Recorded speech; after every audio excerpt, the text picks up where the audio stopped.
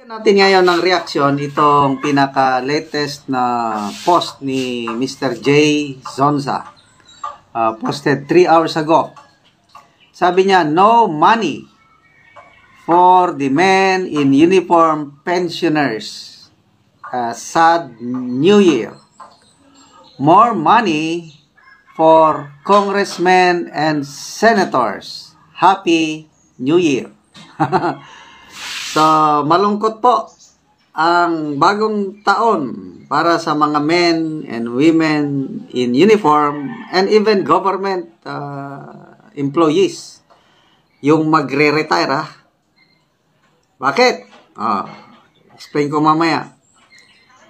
Bakit naman maligaya ang bagong taon ng ating mga lawmakers? Ito, keynote ni Mr. Jason sa yung post ni Major General Romeo Pukis. Ito, basahin ko. Money-making pork barrel projects ng ating kagalang-galang na mga kongresista. Okay.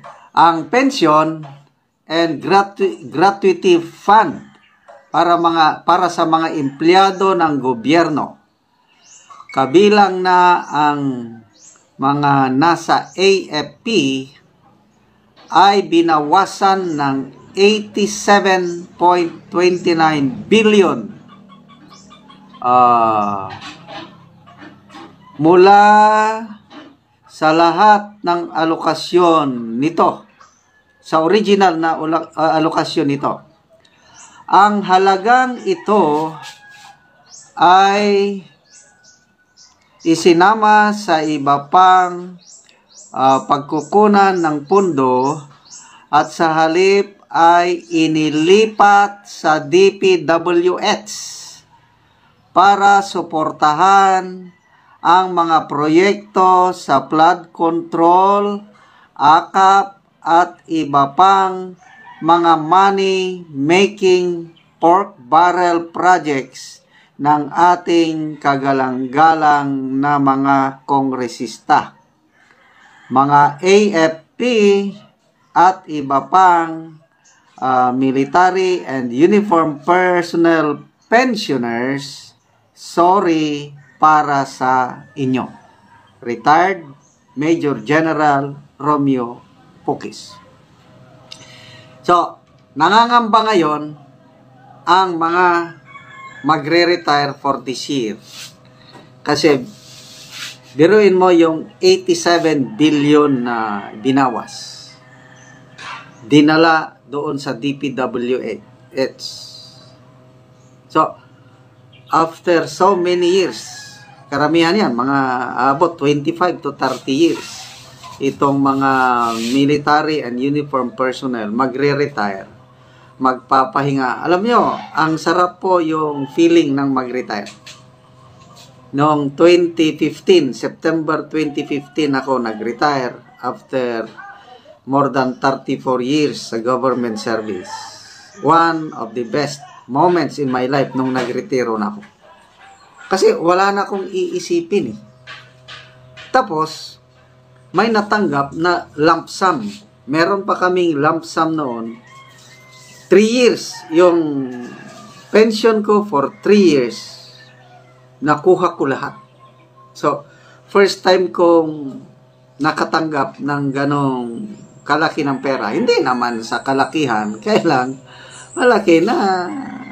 Nag-enjoy kami ng wife ko ng medyo matagal-tagal kasi may magagamit na kami. Wala na kong isipin, matulog na kung hanggang kailan, mamasyal kung saan. Of course, ininvest din namin yung iba. Kaya lang, napaka-relaxing na ng buhay ng magre-retire. Kasi nga, may lump sum. 3 years. Ang alam ko ngayon, tinanggal na ata yung lump sum. Monthly ka lang na mag-pension. Wala ka nang lump sum, tapos alanganin pa kung may matatanggap kang monthly pension. Kasi nga, yung 87 billion na tinanggal sa pension and gratuity fund, maaapektuhan talaga ang mga magre-retire. Hindi lang men in uniform, pati na rin yung nasa government public service. Yun po. Kaya, medyo malungkot nga ang New Year ng mga nagpaplanong mag-retire. And even sa mga hindi magre-retire sa AFP, medyo malabo pa rin kasi nga binawasan yung AFP Modernization Fund. Although, sa isang bagay, maligaya ang mga sundalo kasi nag-increase yung daily food allowance nila from 150 pesos, ginawa ng 350. Malaking bagay yan.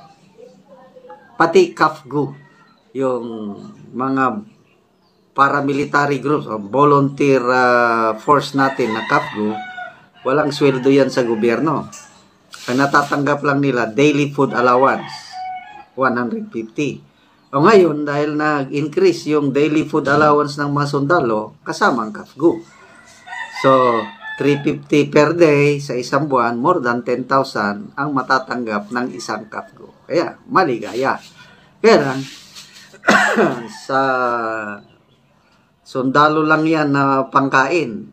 Hindi rin nila yan maiipon, mauubos pa rin. Kasi sa mahal ng bibilhin ngayon, kulang pa rin yun, yung 350 per day. Kung gusto mo talagang kumain ng todo, masarap. 100 per meal.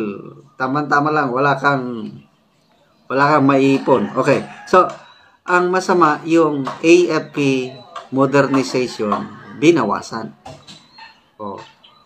Sino ba yung nagsabi na, si Senator Drilon atay nagsabi na it's an irony na very, very alarming yung pambubuli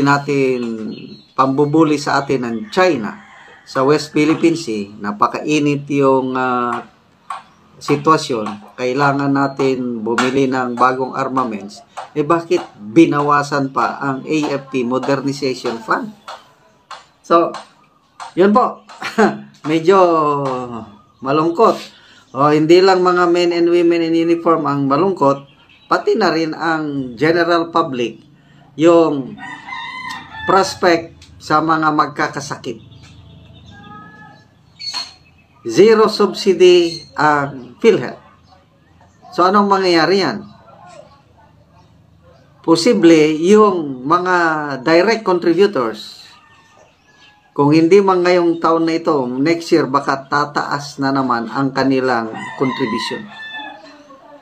Kasi ang mga indirect contributors, kagaya ng senior citizen, persons with disability, yung mga indigents, hindi nagko-contribute yan. Walang monthly na hulog.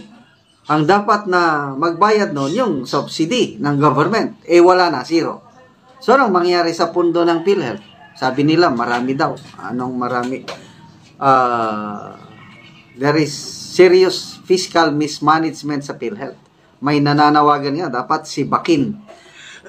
Si Bakin na ng Pangulo ang mga top PhilHealth officials kasi nami-mismanage ang PhilHealth. So, wala na. Sad. New Year. Sa mga magkakasakit. Lalo na ngayon, pati malasakit centers na dati, ang dami nang natutulungan, ngayon, inalisan na ng pundo or iniba yung sistema. Dati, punta ka sa hospital, nandun yung lamesa o opisina ng malasakit center, mag-fill up ka lang ng form, may konting interview, then matutulungan ka na. Ngayon, hindi na daw dadaan ka daw sa mga congressmen. Yung nabasa kong komensa, yung mga nakasubok na. So, bakit dadaan ka sa mga congressman? Alam mo na, malapit ng eleksyon. AKAP. Anong sabi sa AKAP? Conditional implementation. Bakit ngayon lang na magkaroon ng conditional implementation? For year 2024, 26 billion. Ang laking pera no na AKAP. Bakit walang ganong guidelines. So, ibig sabihin, wala lang, kanya-kanya lang bigay. So, hindi pa rin kasiguruhan yung conditional implementation. Basta ang perception ng iba, karamihan, gagamitin sa election ang AKAP na yan. So, sorry na lang sa mga kapwa kong members ng military and uniform personnel magre-retire. Hopefully kami na mga retired na hindi na maapektuhan kasi talagang nakaprograma na ang aming pension.